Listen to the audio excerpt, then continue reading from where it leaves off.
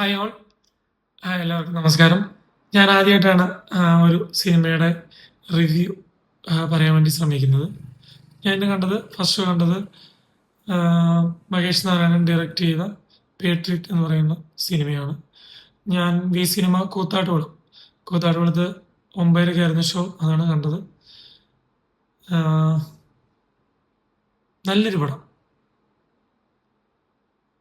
മോഹൻലാൽ, മമ്മൂക്ക, ലാലേട്ടൻ, മമ്മൂക്ക, ഫഹദ് ഫാസിൽ, കുഞ്ചാക്കോ ബോബൻ അങ്ങനെ മലയാളത്തിൻ്റെ പ്രിയങ്കരായ കുറേ നടന്മാരും നടിമാരും ഉൾപ്പെട്ടിട്ടുള്ള ഒരു സിനിമ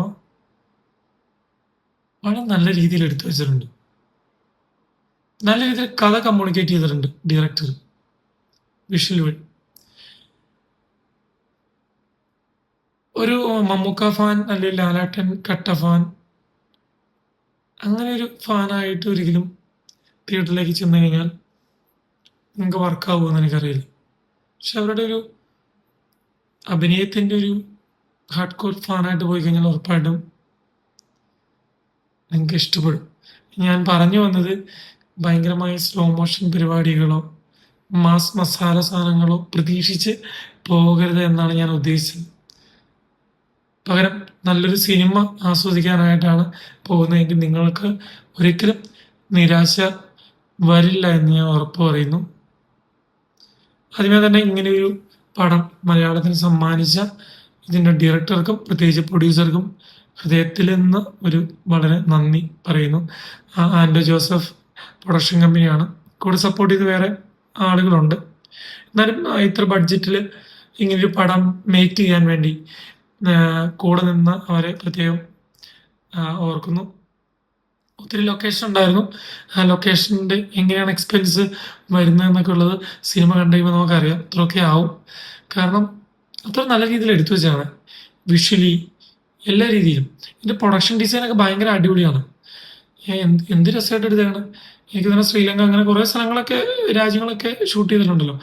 അതിൻ്റെ എല്ലാം ഒരു ഔട്ട്പുട്ട് ഭയങ്കര ചില പടങ്ങൾ നമുക്കറിയാം. നമ്മൾ കണ്ടു കഴിഞ്ഞാൽ ഇന്ന അടുത്തൊക്കെ പോയി ഷൂട്ട് ചെയ്ത് ഇത്ര പടമൊക്കെ ഇത്ര ഇതൊക്കെ ആയി. പക്ഷെ നമുക്ക് ഫീൽ ചെയ്യില്ല ഇത്ര പൈസയായോ ഇന്ന അടുത്ത് പോയി ഷൂട്ട് ചെയ്യുന്നു വർക്ക് നമുക്ക് അങ്ങനെ ഫീൽ ചെയ്യില്ല. പക്ഷെ ഇത് ആ പോയതും എക്സ്പെൻഡിച്ചർ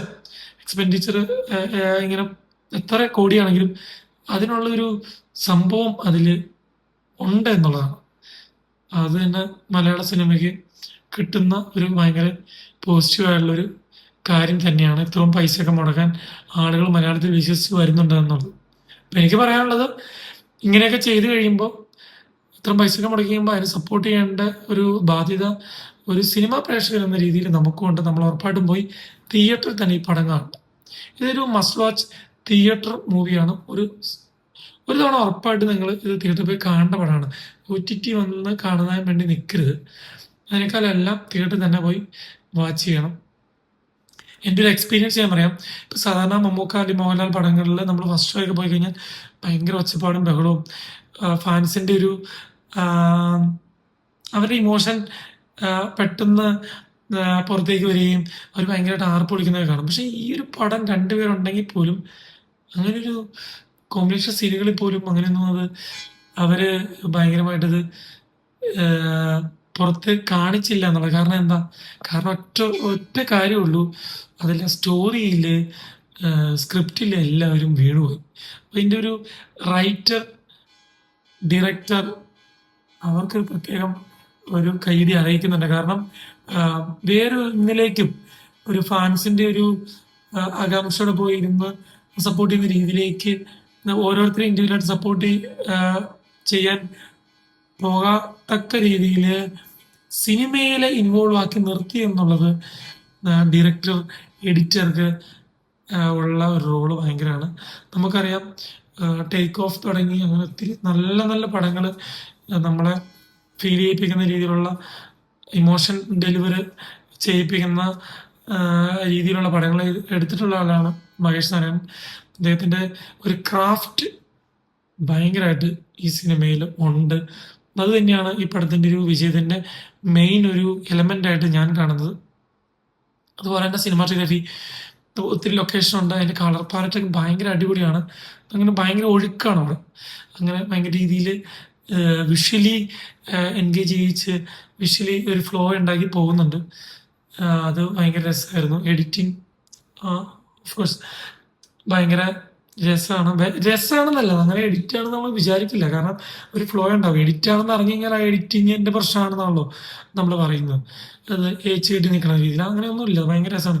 മ്യൂസിക് ആയാലും എനിക്കെൻ്റെ പ്രൊഡക്ഷൻ ഡിസൈനാട്ടോ ഭയങ്കരമായിട്ട് അടിപൊളിയായിട്ട് എനിക്ക് വർക്കായി. പിന്നെ ലാലേട്ടൻ, മമ്മൂക്ക, ഫഹദ്, കുഞ്ചാക്കോ ബോബൻ ഇവരെല്ലാം ഭയങ്കര ഇവര് ആരാണ്, ഇവരുടെ കഴിവെന്താണെന്ന് നമുക്കറിയാം.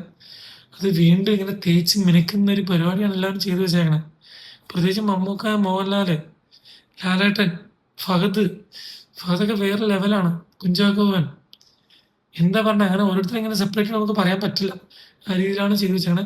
പിന്നെ ചില ഏരിയയില് ലാസ്റ്റ് പോർഷനൊക്കെ വരുമ്പോ എനിക്ക് ചെറിയ വിയോജിപ്പൊക്കെ ഉണ്ട്. എൻ്റേതായ ഒരു ഒപ്പീനിയൻ ഉണ്ട്. വിയോജിപ്പിൽ എൻ്റേതായ ഒപ്പീനിയൻ ഉണ്ട്. പക്ഷെ ഞാനത് ഇവിടെ പറയുന്നില്ല. കാരണം അതൊരു സ്പോയിലറായി പോകാൻ സാധ്യതയുള്ളതുകൊണ്ട് ഇതെല്ലാം കഴിഞ്ഞിട്ട് തിയേറ്ററിൽ കഴിഞ്ഞ് OTTയിലൊക്കെ പോയി കഴിയുമ്പോൾ ഞാൻ അതിൻ്റെ ഒരു ഡീറ്റെയിൽഡ് ആയിട്ടുള്ള ഒരു റിവ്യൂ ഞാൻ ഇടുന്നതായിരിക്കും. അപ്പം എല്ലാവരും, എനിക്ക് പറയാനുള്ള എല്ലാവരും തിയേറ്ററിൽ പോയി പടം കാണുക. ഇത് മസ്റ്റ് വാച്ച് മൂവിയാണ്. അവരെടുക്കുന്ന ഒരു എഫേർട്ടിനെ മാനിച്ചുകൊണ്ട് എല്ലാവരും പോയി കാണുക. അതാണ് എനിക്ക് പറയാനുള്ളത്.